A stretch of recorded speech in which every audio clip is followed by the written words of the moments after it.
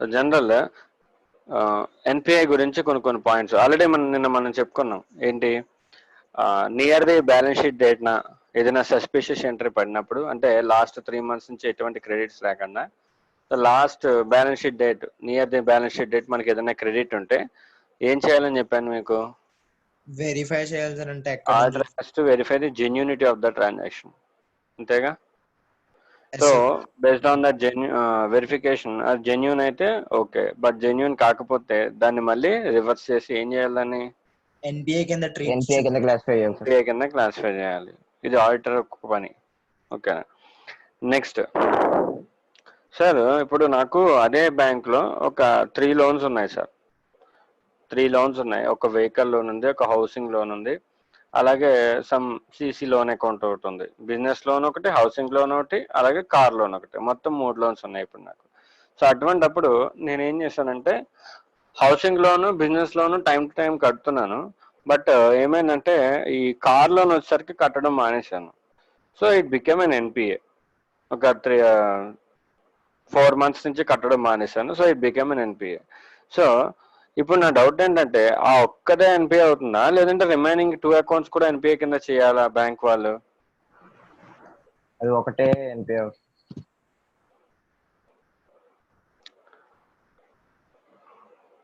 No, NPA అనేది ఎప్పుడు కూడా అకౌంట్ వైజ్ కాదు, it is a borrower wise. ఓకేనా? ఎన్పిఏ క్లాసిఫై చేసినప్పుడు మనం ఎప్పుడు కూడా it is not account wise, it is borrower wise. So NPA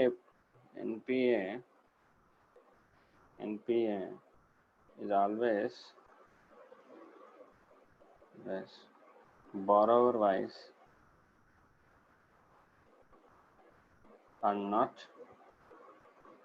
account wise. Sorry, facility wise.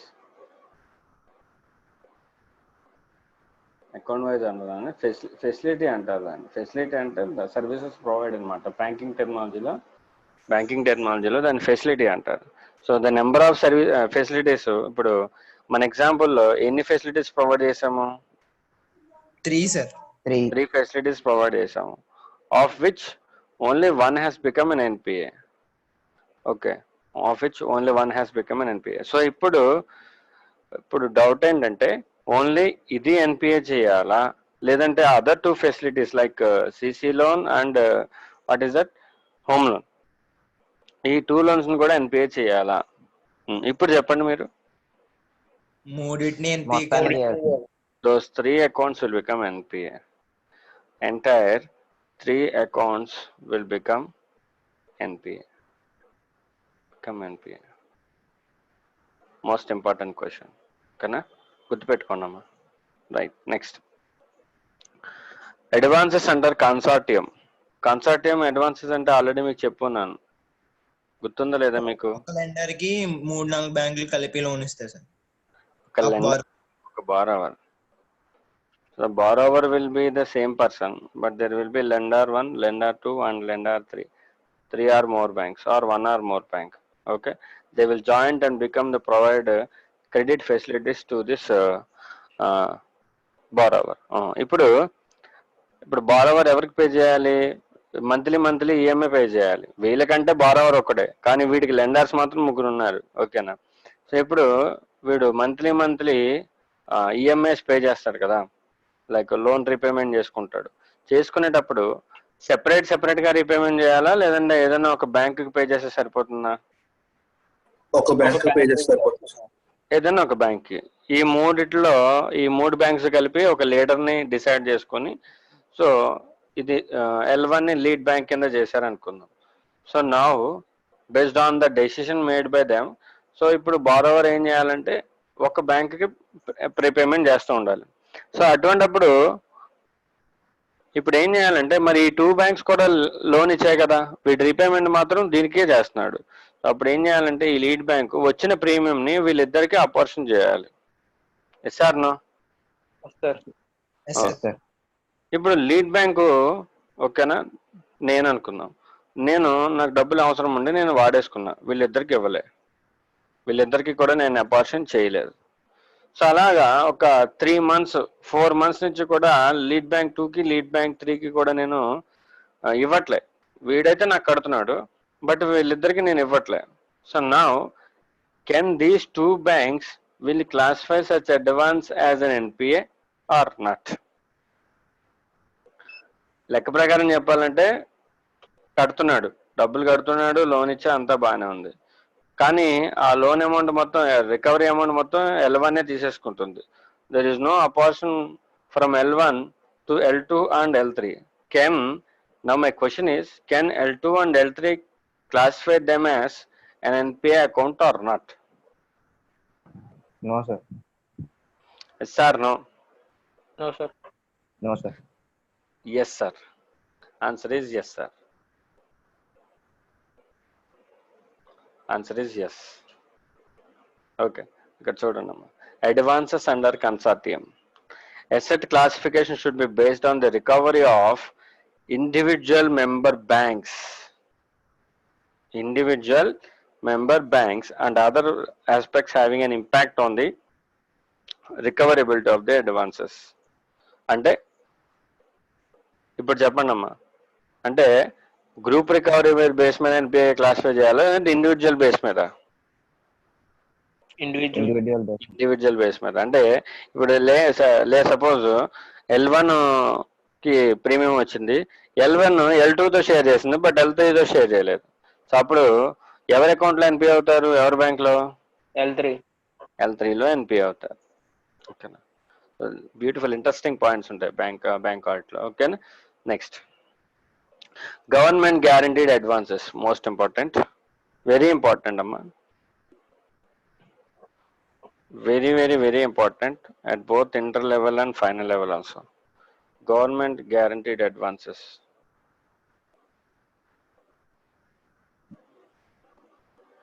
Government guaranteed advances. Already మనం చెప్పుకున్నాం గవర్నమెంట్ గ్యారంటీడ్ అడ్వాన్సెస్ అంటే ఏం చెప్పుకున్నాం నాన్న, చెప్పండి. నిన్న చెప్పుకున్నాం క్లాస్లో గవర్నమెంట్ గ్యారంటీడ్ అడ్వాన్సెస్ ఏం చెప్పుకున్నాం వీటికి? అంటే ఫార్మర్స్ కి లోన్ ఇచ్చినప్పుడు గవర్నమెంట్ సెక్యూరిటీగా ఉంటుంది. Yes, right, very good. So bank ఒక ఫార్మర్ అనే కాదు, ఎనీ టైప్ ఆఫ్ లోన్. ఓకేనా? సో బ్యాంకు ఏదర్ కంపెనీ కావచ్చు, లేదంటే ఒక ఇండివిజువల్ కావచ్చు, ఎవరికైనా లోన్ ఇచ్చింది. ఈ లోన్కి ఎవరు సెక్యూరిటీ?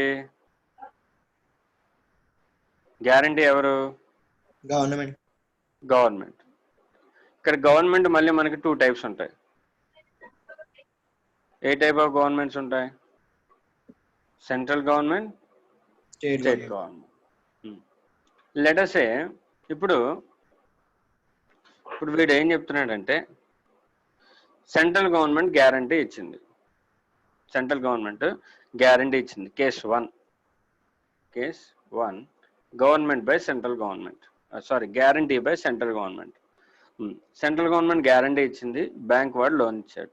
ఇప్పుడు వీడు 3 months నుంచి, అంటే ఒక 4 months నుంచి పే చేయట్లేదు. 3 months నుంచి పే చేయట్లేదు. ఓకేనా? Can the advance be classified as an NPA or not? No sir. Yes or no? No sir. No. అంటే ఎందుకంటే even though it has been overdue for a period exceeding 90 days, it cannot be classified as an NPA. Cannot be classified as an NPA. అంటే rule ప్రకారం అయితే 90 days నుంచి repayment చేయలేదు కాబట్టి దాన్ని NPA కింద క్లాసిఫై చేయాలి. బట్ ఎవరు ఇచ్చారు ఇక్కడ గ్యారంటీ అనేది? సెంట్రల్ గవర్నమెంట్ ఇచ్చింది కాబట్టి so it cannot be classified as an NPA. ఓకేనా? Case 2. Now the guarantee is given by the state government. Let us say Andhra Pradesh state government. Same situation. There is no repayment from the 3 months since. Okay. Can it be classified as an NPA or cannot be classified as an NPA? Classified as NPA. It should be classified as an NPA. It should be classified as an NPA. It should be classified as an NPA. దీన్ని బట్టి state government మీద నమ్మకం ఉంటుందా బ్యాంక్స్కి, central government మీద నమ్మకం ఎక్కువ ఉంటుందా? Central government central government. Central government మీద మోర్ బిలీఫ్ ఉంటుంది. ఓకేనా, they don't believe state governments. Okay, right. Next, so okay, ఎసెట్ని ఎన్పిఏ కింద క్లాసిఫై చేసాం. కానీ ఇన్కమ్ రికగ్నైజ్ చేయొచ్చా? మరి ఇప్పుడు 3 months అయిపోయిందమ్మా. ఓకేనా, ఇన్కమ్ రెవెన్యూ, ఇప్పుడు ఇది అసెట్ క్లాసిఫికేషన్. ఇప్పుడు మనం చెప్పుకుంది asset classification. Asset classification not an NPA అన్నప్పుడు ఇది స్టాండర్డ్ అసెట్టే కదా? Yes or no? Yes sir. Not an NPA means standard asset. Okay, but this is an NPA. ఇది ఒక ఎన్పిఏ అకౌంట్, ఇదేమో స్టాండర్డ్ అసెట్. ఓకేనా, కట్టలేదు కానీ బట్ సెంట్రల్ గవర్నమెంట్ గ్యారంటీ ఇచ్చిన మూలాన స్టాండర్డ్ కింద పెట్టాం. Now coming to income recognition.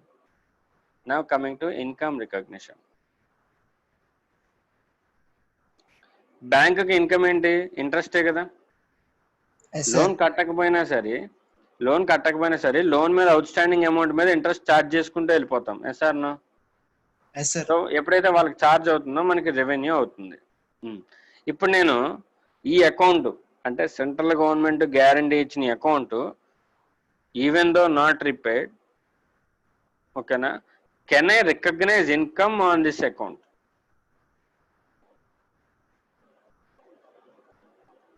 డబ్బులు కట్టట్లే 3 నెలల నుంచి. ఓకేనా, ఎన్పిఏ కింద చేసేద్దాం అనుకున్నాను కానీ సెంట్రల్ గవర్నమెంట్ గ్యారంటీ ఇచ్చింది కదా అని చెప్పేసి ఓకేనా స్టాండర్డ్లో ఉంచా. కరెక్టే. మరి స్టాండర్డ్ ఇన్కమ్ అన్నప్పుడు, స్టాండర్డ్ అకౌంట్ అయినప్పుడు ఇన్కమ్ రికగ్నైజ్ చేసుకోవాలిగా. ఇన్కమ్ రికగ్నిషన్ అక్రూవల్ బేసిస్ అమ్మా. రికగ్నైజ్ చేసుకోవచ్చా చేసుకోకూడదా? నా question. No sir. Yes, very good answer. No, income recognition no. అంటే ఈవెన్ దో ఆ అసెట్ని ఎన్పిఏ కింద రికగ్నైజ్ చేయకపోయినా, even though that asset is classified as a standard account, but income recognition మాత్రం చేయకూడదు, అక్రూవల్ బేస్ మీద చేయకూడదు. No income recognition on accrual basis.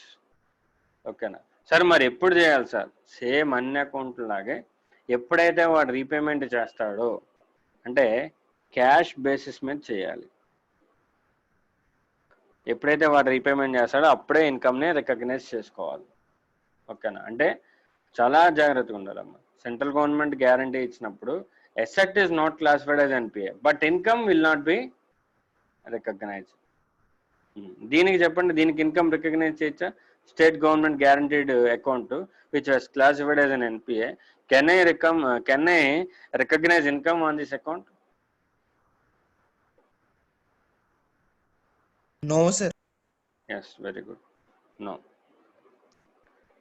No income recognition on this account. ఓకేనా, so అంటే దీని మీద మనకి ఐసిఐ మెటీరియల్లో ఒక క్వశ్చన్ ఉంటుందమ్మా. గుడ్ సామరిటన్ బ్యాంక్ అని చెప్పేసి ఒక క్వశ్చన్ ఉంటుంది. మీరు స్టడీ మెటీరియల్ తెస్తే ఉంటుంది గుడ్ సామరిటన్ బ్యాంక్. మా ఆడిట్ ఆఫ్ బ్యాంక్స్ అనేది సిఎఫ్ఐఎన్ఎల్ లెవెల్ అయినా సరే, ఐపీసీసీ లెవెల్ అయినా సరే ఒకటే చాప్టర్. మీకు ఎక్కువ వాళ్ళకి తక్కువ అలాంటివి ఏమి లేవు, అదే వాళ్ళకి ఎక్కువ మీకు తక్కువ ఏమీ లేదు. ఓకేనా, so central government and state government, central government guarantee ఇచ్చిన వాటికి స్టాండర్డ్ కిందే క్లాసిఫై చేయాలి. Even though it will qualify to be qualified as an NPA, even though it qualify to be classified as an NPA, it should be recognised as a standard asset.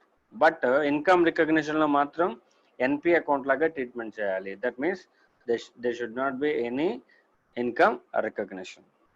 In the same way, central government normal NPA లాగే treat చేయాలి. Normal account central అంటే state government గ్యారంటీని అసలు పట్టించుకోకూడదు. మనం normal account ఎలా treatment చేసుకుంటామో same అలాగే treatment చేయాలి. ఓకేనా? Agricultural advances. Okay, agricultural advances లో అమ్మ క్రాప్ సీజన్స్ తెలుసు కదా మీకు? క్రాప్ సీజన్స్ అగ్రికల్చర్ అడ్వాన్సెస్ కి మనకి 2 టైప్స్ కింద క్లాసిఫై చేస్తారు, like short term and long term.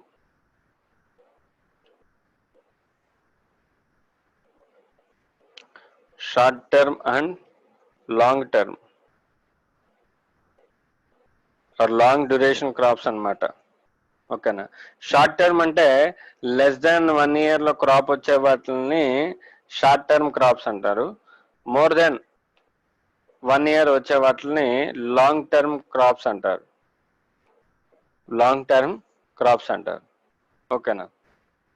So ఇప్పుడు షార్ట్ టర్మ్ క్రాప్స్ కి ఎన్పిఏ కింద ఎప్పుడు క్లాసిఫై చేయాలి సార్? ఓకేనా? NPA classification. Let us see NPA classification. Short term వాటికి ఎలాగా, లాంగ్ టర్మ్ వాటికి ఎలాగా. మా అన్ని పంటలు మనకి సంవత్సరంలోనే పండేతాయమ్మా, చెప్పండి. అన్ని పంటలు కూడా. లైక్ ఇప్పుడు నేను మ్యాంగో వేసాను, 1 year లో వచ్చేస్తుందా నాకు? చెట్టు అయిపోయి అన్ని వచ్చేస్తాయా? No, it may take time. ఓకేనా? అలాగే నిమ్మ చెట్టు, బత్తాయి, దానిమ్మ, ఇలా చెట్లు కింద రావాల్సిన it may take time, more than 1 year తీసుకుంటాయి. బట్ లైక్ ఇప్పుడు మనకి మొక్కజొన్న, అలాగే ధాన్యం, వరి అంటారు. ఓకేనా? సో ఇటువంటి చిన్న చిన్న ఏవైతే ఉన్నాయో, మిర్చి, ఇవన్నీ కూడా షార్ట్ టర్మ్ క్రాప్ లోకి వస్తాయి, షార్ట్ టర్మ్ క్రాప్స్ లోకి వస్తాయి. ఓకేనా? సో ఇవి ఇప్పుడు నేను అగ్రికల్చర్ అడ్వాన్సెస్ ఈ 2 టైప్స్ కింద క్లాసిఫై చేశాను. అంటే less than 1 year, more than 1 year. మా వీడికి లెస్ దాన్ 1 year వాడికి, ఓకేనా, సో మేబీ ఒక 6 months పట్టింది అనుకో అమ్మ, 7th month లోనో 8th month లోనో లోన్ కట్టగలదుగా సార్? నో? Yes sir. ఓకేనా? అంటే వాడికి లోన్ ఇచ్చిన దగ్గర నుంచి మ్యాక్సిమం 1 year లోపు రీపేమెంట్ ఎక్స్పెక్ట్ చేయొచ్చు. ఓకేనా? సో దానికి చూద్దాం ఎట్లా క్లాసిఫై చేసాడు ఏంటి అనేది చూద్దాం. ఓకేనా?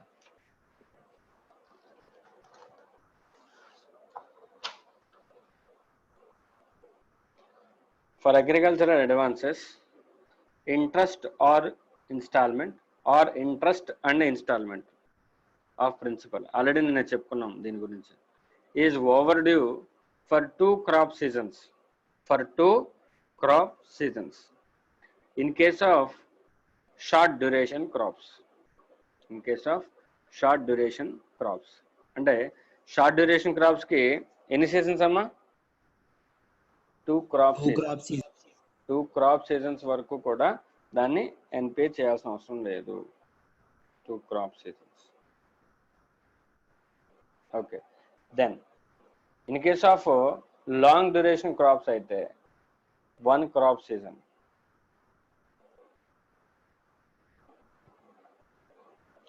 That means if an agriculture advances remains overdue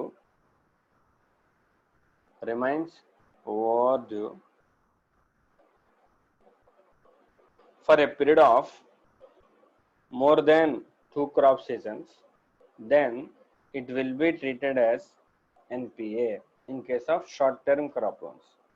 In case of long term crop loans, more than 1 year 1 crop season కనుక overdue ఉంటే, then they will be treated as an NPA.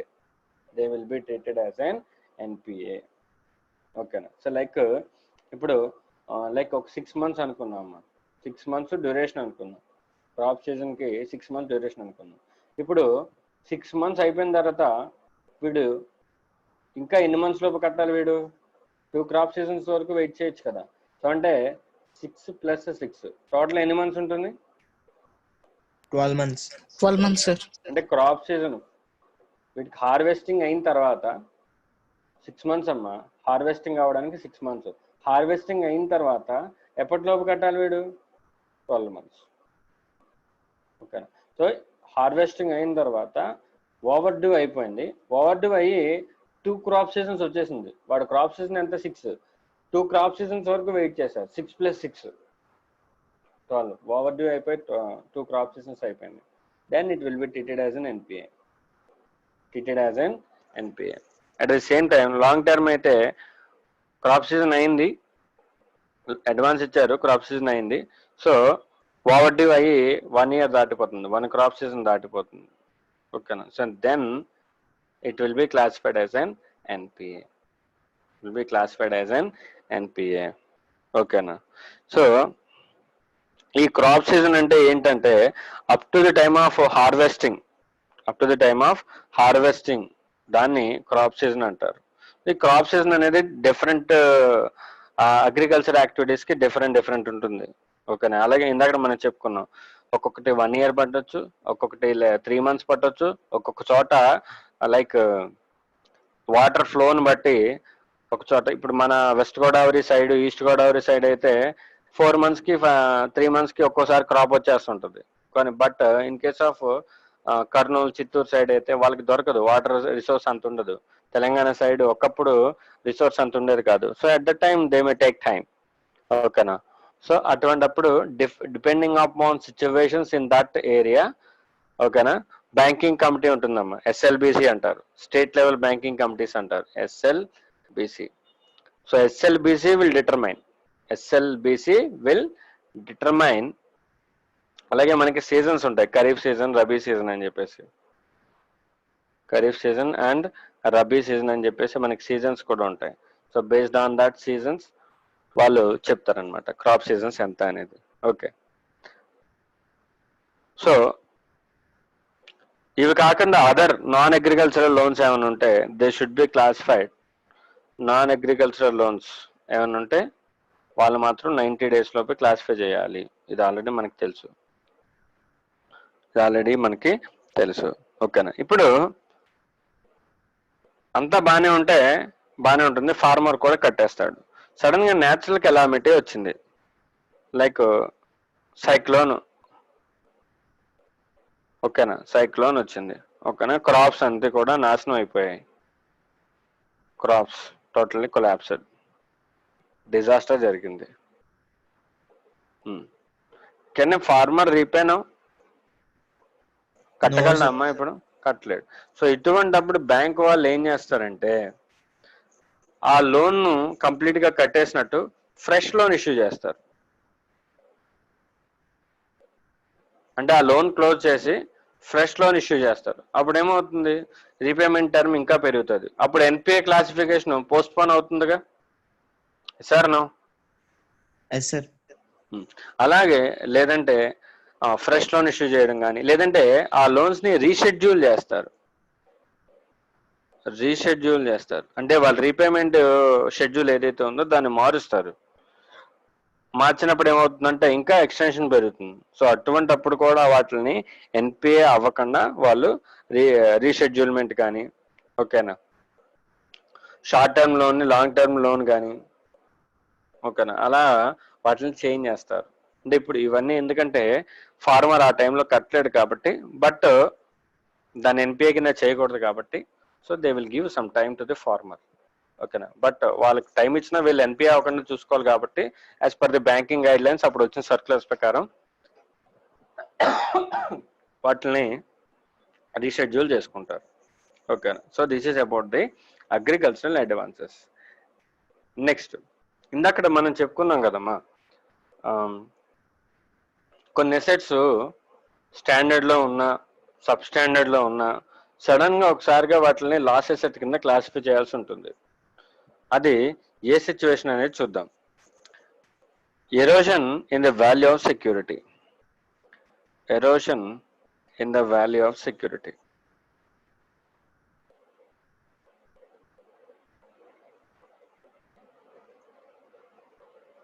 Erosion in the value of security అంటే security, మనం సెక్యూరిటీగా provide చేసిన value, asset ఏదైతే ఉందో దాని value పడిపోయింది. లైక్ లోన్ తీసుకున్నానమ్మా,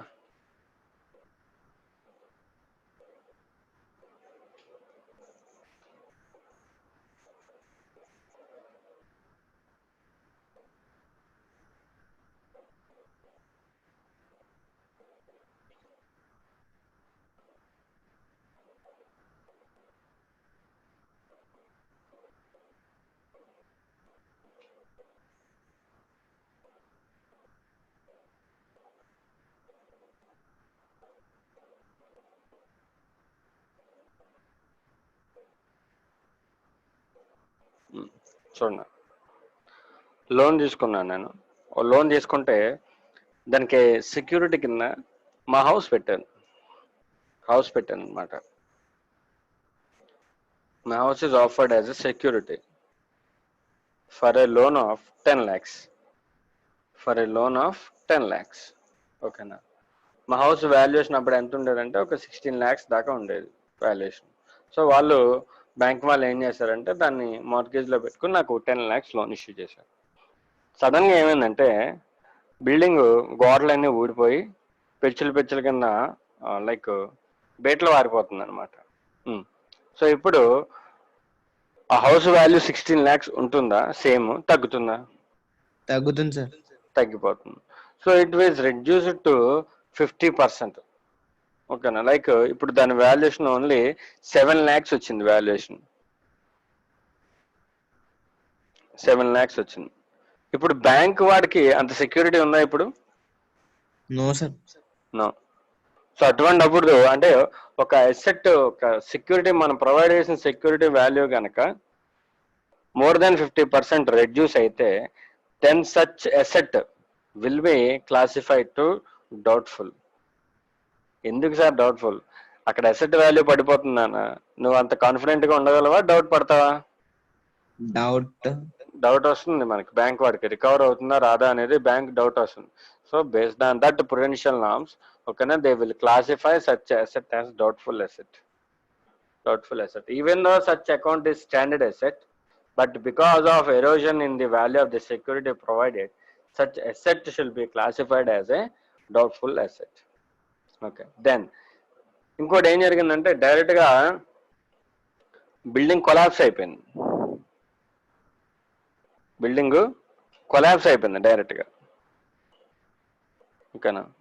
సో ఇక్కడ ఏం లేదు, ఇంకా ఇటుకలు ఉన్నాయి. ఇప్పుడు చెప్పండి అమ్మా, ఇప్పుడు is there any hope, last hope 10 lakhs loan recover అవ్వాలి? అక్కడ ఏమైనా ఛాన్స్ ఉంటుందా? No sir. నో. మహా అయితే ఆ ఇటుకలు అయినా అమ్ముకుంటే మహా అయితే ఒక 1 lakh 2 lakhs వస్తాయి. So the entire security value is reduced to 10%. ఇప్పుడు ఆ అసెట్ నమ్మితే మనకు వచ్చేది 10%. ఓకేనా, అంతే వస్తుంది అనుకుంటే అప్పుడు దాన్ని it should be classified as loss asset. ఓకేనా. సో ఈ వాల్యుయేషన్ సార్ ఈ 50% తగ్గిపోయింది, 50% కన్నా ఎక్కువ తగ్గింది, లేదంటే 10% వాల్యుయేషన్ ఉంది, 90% పోయింది. ఈ వాల్యుయేషన్ ఎవరు చెప్తారు సార్? బ్యాంక్ కోడ్ వాల్యుయేషన్ చేసుకుంటాడా? అసెట్ సెక్యూరిటీని వాల్యుయేషన్ చేసుకోవాలి కదమ్మా. ఎవరు చేసుకుంటారు ఈ వాల్యుయేషన్? బ్యాంక్ గానీ ఆర్బీఐ ఇన్స్పెక్షన్ టీమ్ గానీ. ఎస్, బ్యాంక్ కానీ ఆర్బీఐ ఇన్స్పెక్షన్ టీమ్ కానీ వాళ్ళు వచ్చినప్పుడు, లేదా అప్రూవ్డ్ వాల్యూయర్స్ ఉంటారమ్మా. అంటే బ్యాంక్ బేస్డ్ వాల్యూయర్స్ ఉంటారు. వాళ్ళని రిజిస్టర్డ్ వాల్యూయర్స్ అని కూడా అంటారు. ఓకేనా. సో వాళ్ళైనా సరే వాళ్ళ వాల్యుయేషన్లో అసెట్ యొక్క సెక్యూరిటీ మోర్ దెన్ 50% పడిపోయిందని తెలిసిన, లేదంటే 90% పడిపోయింది 10% రిమైనింగ్ ఉందని తెలిసిన, సో 50% మోర్ దెన్ 50% కేసు అయితే దాన్ని డౌట్ఫుల్ కింద క్లాసిఫై చేసుకుంటారు. ఇంకా అయితే దాన్ని లాస్ అసెట్ కింద క్లాసిఫై చేసుకుంటారు. ఓకేనా అమ్మా? సార్ ఇన్ కేస్ అవి securities based on the stock statement provided, అంతేనా? Yes sir. Based on the stock statement provided, business entity ఇచ్చిన స్టాక్ స్టేట్మెంట్ తీసుకొని stock statement and debtor statement and creditor statement also. Stock, debtors, creditors ఈ మూడు కూడా current అసెట్సా లేదంటే fixed అసెట్సా? Creditor current liability కదా సార్. చెప్పండి, కరెంట్ ఐటమ్సే కదమ్మా. కరెంట్ అసెట్సా ఫిక్స్డ్ అసెట్స్ అని అడుగుతున్నా. కరెంట్ ఐటమ్స్ అయినా మొత్తం. ఓకేనా.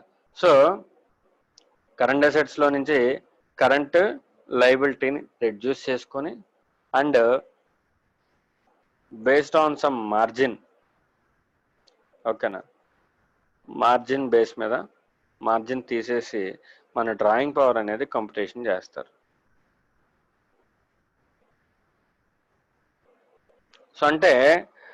సో ఈ డ్రాయింగ్ పవర్ అనేది అంటే ఇప్పుడు ఈ డ్రాయింగ్ పవర్ దేనికి మనం కంప్యూట్ చేస్తాం? ఏ టైప్ ఆఫ్ లోన్స్కి? CC loans and overdraft loans నేను మనం చెప్పుకున్నాం, గుర్తుందా? Yes sir. CC loans and overdraft loans. ఓకేనా? అంటే క్యాష్ క్రెడిట్ లోన్స్ కానీ లేదంటే ఓవర్ డ్రాఫ్ట్ లోన్స్ కానీ, ఇవి రెండు కూడా ఏ ఎంటిటీస్కి ఇస్తారు? బిజినెస్ ఎంటిటీస్కి మాత్రమే ఇస్తారు. Sir no. సో అటువంటప్పుడు డ్రాయింగ్ పవర్ కంప్యూటేషన్ అనేది ఇలా చేయాలి. ఓకేనా సార్?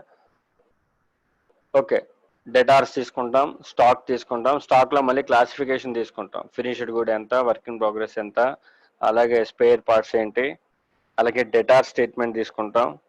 సో స్టాక్ ఒక టైప్ ఆఫ్ పర్సంటేజ్ ఇస్తాం మార్జిన్, డెటార్స్కి ఒక ఫిక్స్డ్ పర్సంటేజ్ ఇస్తాం, తర్వాత క్రెడిటార్స్ తీసేసిన తర్వాత ఒక అమౌంట్ వస్తుంది. So that will be called as a drawing power. ఓకేనా? అంత అమౌంట్ వరకు వాళ్ళ బిజినెస్లో స్టాక్ ఉంది అని అర్థం, అంతేగా సార్? Yes sir. అంత అమౌంట్ వరకు వాళ్ళ బిజినెస్లో స్టాక్ ఉంది. సో అదంతా మనకు వస్తుంది సేల్ చేసుకుంటే. సో అటువంటప్పుడు బ్యాంక్ వాడు ఇక్కడ వరకు అమౌంట్ ఫండ్ చేయడానికి సెక్యూర్డ్గా ఉంటాడు. సార్ను. Yes sir. సో ఇప్పుడు సార్ ఈ స్టాక్ స్టేట్మెంట్ అనేది ఎప్పుడు కూడా డైనమిక్గా చేంజ్ అయిపోతూ ఉంటుంది. Because of the frequent selling and buying transactions వల్ల stock in the business will go on changing from day to day. Yes or no? So మరి ఇప్పుడు ఈ డ్రాయింగ్ పవర్ అనేది డైలీ కంప్యూట్ చేయాలా, మంత్లీ కంప్యూట్ చేయాలా, లేదంటే క్వార్టర్లీ కంప్యూట్ చేయాలా? ఎలా చేయాలి? బ్యాంక్ పాలసీ బేసిస్ మీద sir. So depending upon bank policy basis, some banks will classify on monthly and some banks accept the stock statements on quarterly basis. Yes or no? Yes sir. Yes. So ante stock statement should not be older than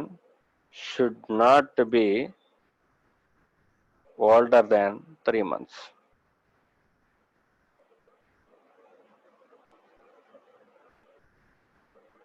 అంటే drawing power compute చేసేటప్పుడు stock statement at least 3 months లోపే ఉండాలి తప్ప 3 months దాటిన stock statement మీద మనం drawing power computation చెయ్యకూడదు. Are you clear with this? Yes sir. Okay. ఇప్పుడు నేను జూలై మంత్కి drawing power computation చేస్తున్నానమ్మా.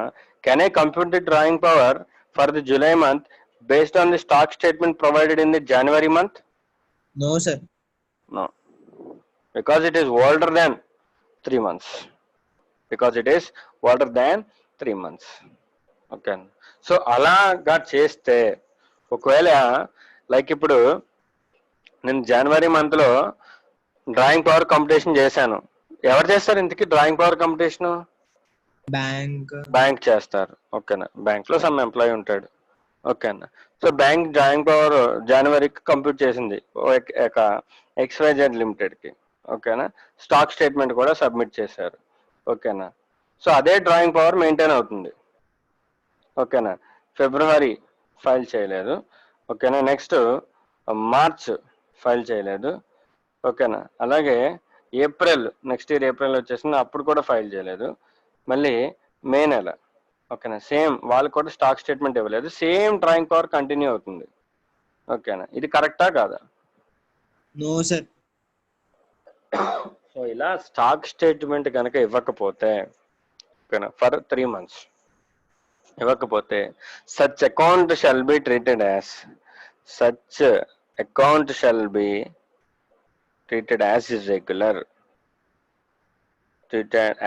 irregular. Such account shall be treated as irregular అమ్మా. irregular ఆ పాయింట్ గుర్తుపెట్టుకోండి. ఓకేనా? It is not an NPA, it is irregular. ఓకేనా? మీరు చాలా చోట్ల కన్ఫ్యూజ్ అవుతారు. Because this MCQ is asked for the 2 marks in CA final examination. MCQ నేను ఎగ్జామ్ రాశాను కాబట్టి నేనే చెప్తున్నాను. ఓకేనా? నేను చూశాను. ఓకే, 2 marks అండ్ ఆ రోజు నేను తప్పు కూడా పెట్టాను. ఓకే, సో 2 marks అడుగుతున్నారు ఈ MCQని.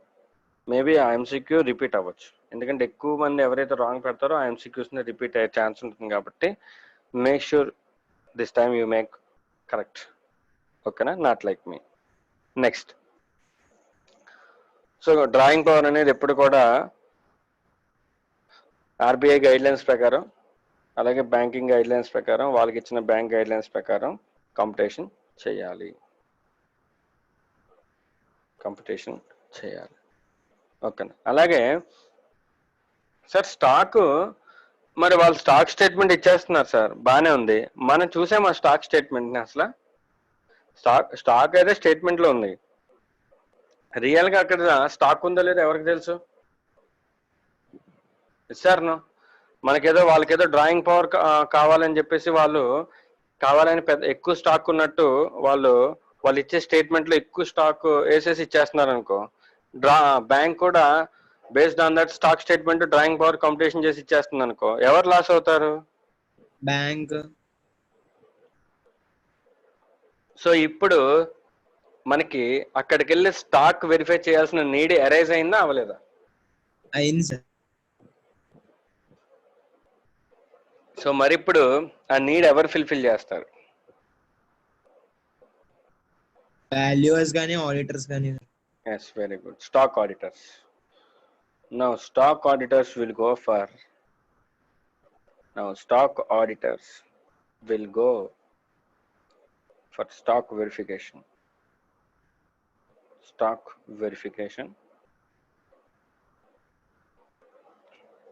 Or else the concurrent auditor has also power.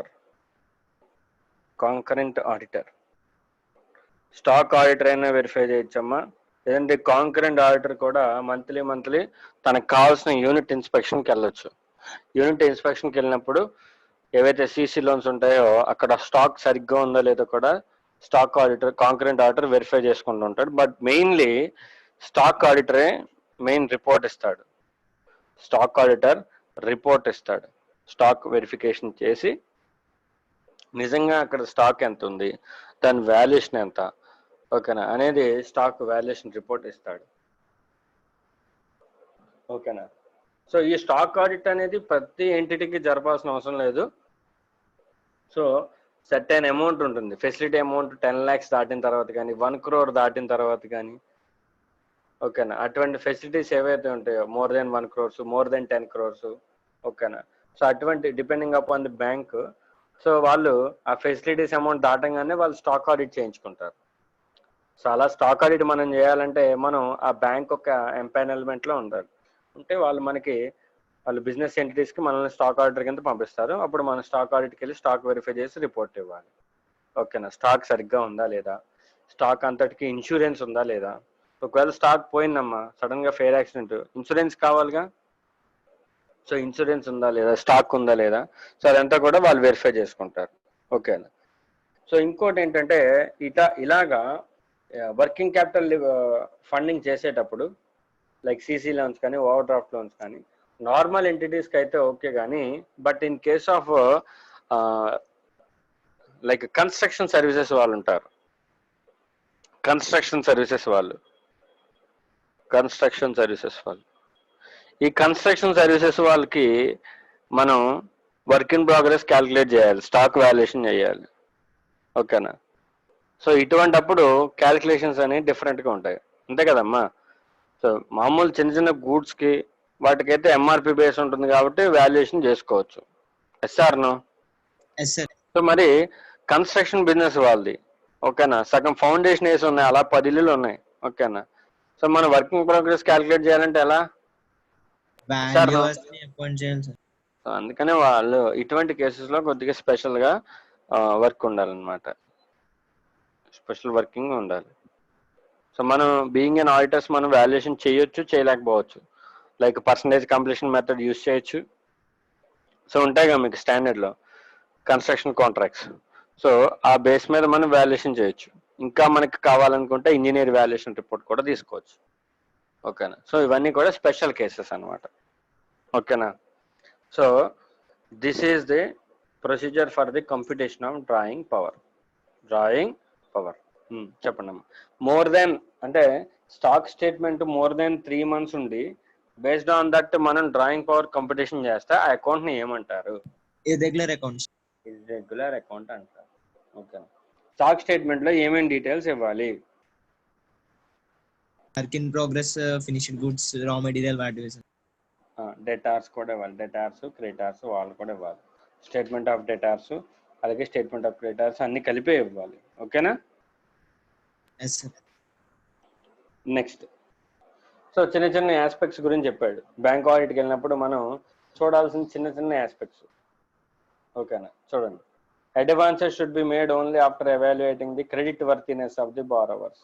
Loan ఇచ్చే ముందు బారోవర్ యొక్క క్రెడిట్ వర్తినెస్ బేస్ మీద ఇవ్వాలని చెప్తున్నాడు. అది ఆల్రెడీ మనకు తెలుసు. ఓకేనా? నెక్స్ట్, ప్రామిసరీ నోట్స్ అని సైన్ చేశారా లేదా, letter of sanctions, letter of hypothecation, ఓకేనా, డిస్బర్స్మెంట్ నోటు, గ్యారంటీ లెటర్స్ ఇవన్నీ ఉన్నాయా లేదా, లోన్ ఇచ్చే ముందు ఇవన్నీ తీసుకున్నారా లేదా అనేది చూడాలి. ఓకేనా? Next, while determining the amount to be sanction sufficient margin should be kept. ఓకేనా? సో మనం తీసుకున్న సెక్యూరిటీకి 100% లోన్ ఇవ్వకూడదు. మా హౌస్ ప్రాపర్టీ వాల్యుయేషన్ చేశారమ్మా, 16 లక్షలు వచ్చింది వాల్యుయేషన్. 16 లక్షలు లోన్ ఇచ్చేచ్చా నేను?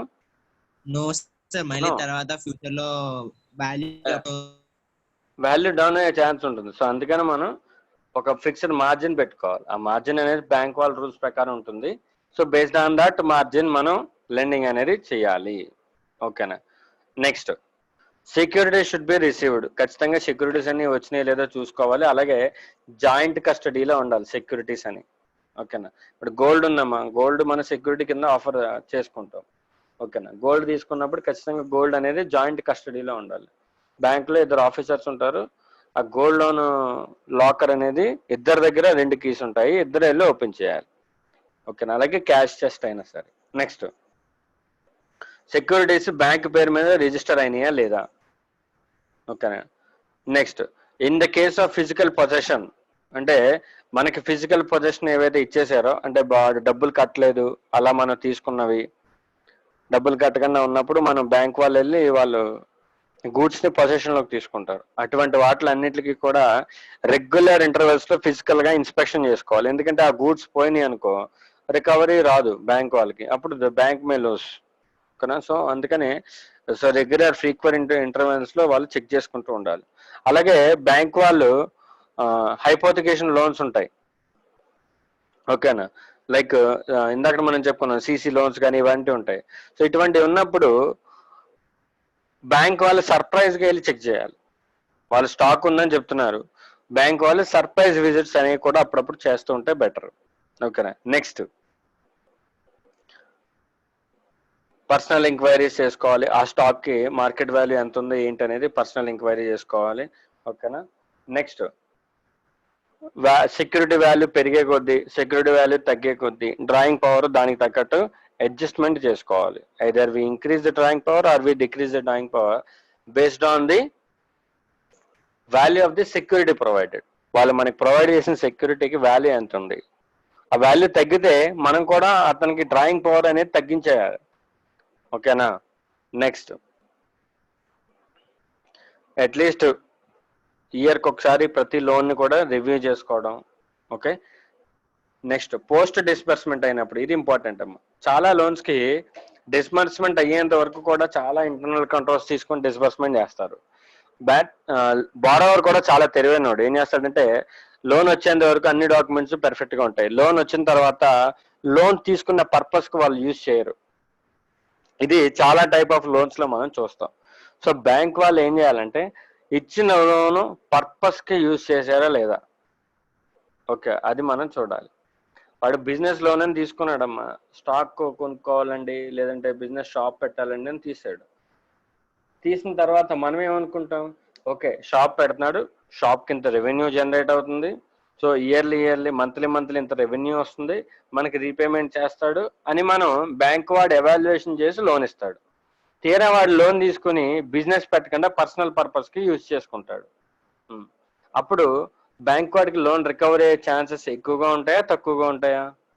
తక్కువగా ఉంటాయి. సో అంటే ప్రీ డిస్పర్స్మెంట్ మనం ఎంత కేర్ఫుల్ గా ఉంటామో పోస్ట్ డిస్పర్స్మెంట్ మనం ఇచ్చిన ఫండ్స్ అనేది అప్రాపరియేట్ పర్పస్ కి యూజ్ చేశారా లేదా అనేది కూడా బ్యాంక్ వాళ్ళు వెరిఫై చేసుకోవాలి. దానికి తగ్గట్టు మనం ఏం చేయాలంటే పోస్ట్ డిస్బర్స్మెంట్ తర్వాత క్లయింట్ని నేను బ్యాంక్ పాయింట్ ఆఫ్ లో చెప్పాను, క్లయింట్ని రిలేటెడ్ డాక్యుమెంట్స్, ఎవిడెన్స్ డాక్యుమెంట్స్, అంటే నిజంగా వాడు స్టాక్ పర్చేజ్ చేసినట్టు, ఓకేనా, లేదంటే షాప్ ప్రిమిసెస్ పెట్టినట్టు ఫోటో పెట్టమండం, షాప్ ప్రిమిసెస్ ఫోటో పెట్టమండం, షాప్ లైసెన్స్ తీసుకోవడం, దాని యొక్క వ్యాలిడిటీ చెక్ చేయడం, లైసెన్స్ ఉందా, లైసెన్స్ క్లోజ్ చేశాడా, ఇటువంటివన్నీ చేసుకుంటూ ఉండాలన్నమాట. ఇవన్నీ కూడా ప్రుడెన్స్ ఫంక్షన్స్. సో ఇవన్నీ కూడా వాళ్ళు చేస్తున్నారా లేదా అనేది మనం వెరిఫై చెయ్యాలి. ఓకేనా. నెక్స్ట్ ఇంటర్నల్ కంట్రోల్స్ ఎలా ఎవాల్యుయేట్ చేయాలి. సో ఇంటర్నల్ కంట్రోల్స్ అంటే ఏం లేదు నాన్న, బ్యాంక్ స్టాఫ్ అంతా కూడా లోన్ పర్ఫెక్ట్ గా డాక్యుమెంట్ చేశారా, అంటే లోన్కి సంబంధించిన డాక్యుమెంట్స్, అంటే కస్టమర్ దగ్గర నుంచి డాక్యుమెంటేషన్, డీడ్స్, ప్రామిసరీ నోట్ తీసుకున్నారా లేదా బారోవర్ దగ్గర నుంచి. అలాగే ఒకవేళ మార్ట్గేజ్ లోన్ అయితే మెమోరాండమ్ ఆఫ్ టైటిల్ డీడ్స్ అని ఉంటుంది. ఏంటమ్మా అది, మెమోరాండమ్ ఆఫ్ టైటిల్ డీడ్స్ అన్నమాట. ఓకేనా, ఎంఓటీడీ అంటారు దాన్ని. ఓకేనా. సో ఆ టైటిల్ డీడ్స్ తీసుకున్నారా లేదా. నెక్స్ట్ వాళ్ళ దగ్గర నుంచి ప్రాపర్ లోన్ డాక్యుమెంటేషన్ అంతా ప్రాపర్గా స్టాంపింగ్ అయిందా, సిగ్నేచర్ అయిందా, లోన్ రేట్ ఆఫ్ ఇంట్రెస్ట్ కరెక్ట్గా ఎంటర్ చేశారా లేదా. ఓకేనా. సో ఇవంతా కూడా మీరు ఆర్టికల్స్లో బ్యాంక్ ఆడిట్కి వెళ్ళినప్పుడు నేర్చుకుంటారు. ఓకేనా. సో అప్పుడు మీకు ఇంకా బాగా అర్థమవుతాయి. Okay. Next validity of the recorded amounts, అక్కడ రికార్డ్ చేసిన అమౌంట్స్ కరెక్ట్ అయినా, వ్యాలిడ్ అయినా. Existence, enforceability and valuation of security. ఇక్కడ 3 చెప్పారు చూడమ్మా, existence, enforceability, valuation of security. అంటే వాళ్ళు ఇచ్చిన సెక్యూరిటీ ఎగ్జిస్టెన్స్ నిజంగా ఉందా, బారోవర్డ్ ఇచ్చిన సెక్యూరిటీ నిజంగా ఉందా, ఉంటే వాల్యుయేషన్ పర్ఫెక్ట్ గా ఉందా. ఓకేనా. అలాగే ఒక ఆ సెక్యూరిటీ మీద మనకి పూర్తి ఎన్ఫోర్సబిలిటీ రైట్స్ ఉన్నాయా లేవా. ఓకేనా. ఆ రైట్స్ వచ్చేలాగా మనం డాక్యుమెంటేషన్ చేసుకోవాలి. అంటే ఏదైనా మార్ట్గేజ్ పెట్టినప్పుడు ఆ లోన్ డాక్యుమెంటేషన్ లో in case of failure of repayment bank has right to sale the security. ఆ డాక్యుమెంట్ తీసుకుని అది సైన్ చేయించాలి, ఆ క్లాజ్ ఉండాలి కంపల్సరీగా. ఓకేనా. అలాగే టర్మ్స్ ఆఫ్ శాంక్షన్ ని కంప్లై అయ్యారా లేదా. ఓకేనా. Next end use of funds, ఇందాక మనం చెప్పుకున్నాం ఇది. పోస్ట్ డిస్బర్స్మెంట్ తర్వాత end use of funds perfect గా జరిగిందా లేదా. ఓకేనా. అలాగే loan policy of bank as well as RBI norms including appropriate classification and provisioning. ఓకేనా. ఆ లోన్స్ అనేది అప్రాపరేట్ గా ప్రొవిజన్ చేశారా, అప్రాపరేట్ గా క్లాసిఫై చేశారా. అంటే ప్రయారిటీ సెక్టార్ కాకుండా నాన్ ప్రయారిటీ సెక్టార్ తీసుకొచ్చి ప్రయారిటీ సెక్టార్ లో క్లాసిఫై చేయడం, అట్లాంటివి ఉంటాయి. అగ్రికల్చర్ కాకుండా నాన్ అగ్రికల్చర్ లోన్ని అగ్రికల్చర్ లోన్ కింద క్లాసిఫై చేయడం, అటువంటివి ఉంటాయి. ఇప్పుడు జనరల్ గా అగ్రికల్చర్ లోన్ అనుకోండి అమ్మా, తక్కువ రేట్ ఆఫ్ ఇంట్రెస్ట్ పడుతుంది. నాన్ అగ్రికల్చర్ లోన్ అయితే అగ్రికల్చర్ తో కంపేర్ చేసుకుంటే కొద్దిగా ఎక్కువ ఇంట్రెస్ట్ రేట్ పడుతుంది. ఎస్ఆర్ను అంతే. సో ఇప్పుడు అది అగ్రికల్చరా నాన్ అగ్రికల్చర్ క్లాసిఫై చేయాల్సిన పవర్ ఎవరి చేతిలో ఉంటుంది, బ్యాంక్ చేతిలో ఉంటుంది. ఎస్ఆర్ను. సో వాళ్ళు కావాలని నాన్ అగ్రికల్చర్ లోనే అగ్రికల్చర్ కింద క్లాసిఫై చేశారు అనుకో, బ్యాంక్ విల్ లూస్. ఎస్ఆర్ను, బ్యాంక్ రెవెన్యూ పోతుంది కదా. అలాగే అగ్రికల్చర్ లోన్ కి సెంట్రల్ గవర్నమెంట్ సబ్సిడీ ఇస్తుంది. ఎవరికి ఇస్తుంది, బ్యాంక్ ఇస్తుంది. బ్యాంక్ వాళ్ళు ఏం చేస్తారంటే ఫార్మర్ కి తక్కువ రేట్ ఆఫ్ ఇంట్రెస్ట్ ఇస్తారు. సో బ్యాంక్ ఏదైతే ఇంట్రెస్ట్ లూజ్ అయిందో ఆ లూజ్ అయిన ఇంట్రెస్ట్ ని సెంట్రల్ గవర్నమెంట్ బ్యాంక్ కి రీఎంబర్స్మెంట్ చేస్తుంది. ఓకేనా. సో అంటే వాళ్ళు ఏం చేయొచ్చు అంటే ఇప్పుడు బ్యాంక్ వాళ్ళు నాన్ అగ్రికల్చర్ ని అగ్రికల్చర్ కింద చేశారనుకో, సెంట్రల్ గవర్నమెంట్ నుంచి అమౌంట్ వస్తుందిగా. ఎస్ఆర్ నో అది. ఓకేనా. సో ఇటువంటివి ఉంటాయి అన్నమాట బ్యాంకులో, కొన్ని ఇలాంటివి జరుగుతుంటాయి. దాన్ని ఇంట్రెస్ట్ సబ్వెన్షన్ అంటారు. ఓకేనా.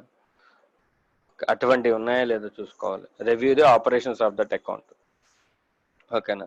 సో అంటే మనం ఒకటికి లోన్ ఇచ్చాము, లోన్ ఇచ్చిన తర్వాత వాడు సేల్ చేసిన అమౌంట్ పర్చేజ్ చేసినప్పుడు ఇందులోంచి లోన్లో డబ్బులు తీసుకుని స్టాక్ పర్చేజ్ చేస్తున్నాడు. మరి సేల్ చేసినప్పుడు సేల్ ద్వారా వచ్చిన అమౌంట్ అకౌంట్లో వేయాలిగా. సార్ నో, పర్చేజ్ చేసినప్పుడు లోన్ నుంచి అమౌంట్ తీసుకుని స్టాక్ పర్చేజ్ చేసుకుంటున్నాడు, సేల్ చేసినప్పుడు అమౌంట్ తీసుకొచ్చి అకౌంట్లో వేయాలిగా. అలా వేస్తున్నాడా లేదా, సేల్ ప్రొసీడ్స్ అన్ని కూడా బ్యాంక్ లో రికార్డ్ అవుతున్నాయా లేదా, ఇవన్నీ మనం చూసుకోవాలి. ఓకేనా. Next substantive audit procedures.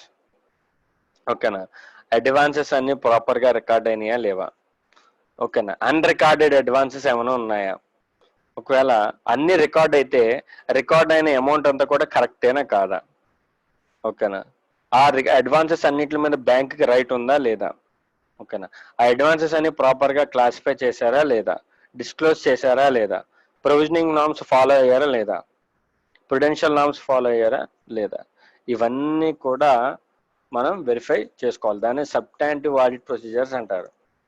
ఓకేనా, so this is how we have to audit advances in entire అన్నమాట. ఓకేనా.